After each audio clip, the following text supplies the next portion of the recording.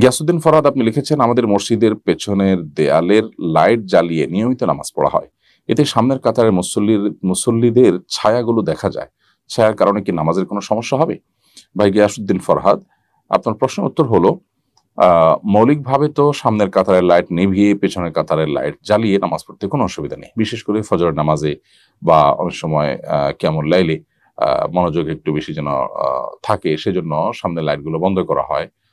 একটু আলো আঁধারি বা হালকা আলো বা একটু ডিম আলোর মধ্যে সালাত আদায় করতে একটু প্রশান্তি অনুভব হয়, একটু ভালো লাগা কাজ করে। অতএব মৌলিকভাবে এটি নাজায়েজ কোনো বিষয় নয়, এটি জায়েজ।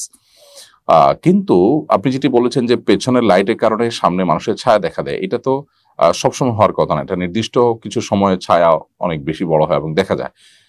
যেটাই হোক না কেন, যদি নামাজি ব্যক্তির ছায়া অনেক বেশি স্পষ্ট দেখা যায় কাতারে এবং সেটার কারণে নামাজিদের মনোযোগে ব্যাঘাত সৃষ্টি হয়, তাহলে সেক্ষেত্রে এটা অবশ্যই অ্যাভয়েড করতে হবে।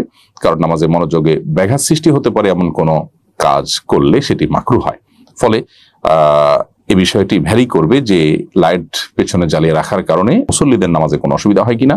যদি অসুবিধা না হয় তাহলে সেক্ষেত্রে এখানে নামাজ পড়তে কোনো অসুবিধা নেই। আর যদি মনোযোগে অসুবিধা হয় ব্যাপকভাবে, তাহলে সেক্ষেত্রে এটা পরিবর্তন করতে হবে, অর্থাৎ যাতে করে ছায়া দেখা না যায় সে ব্যবস্থা গ্রহণ করতে হবে।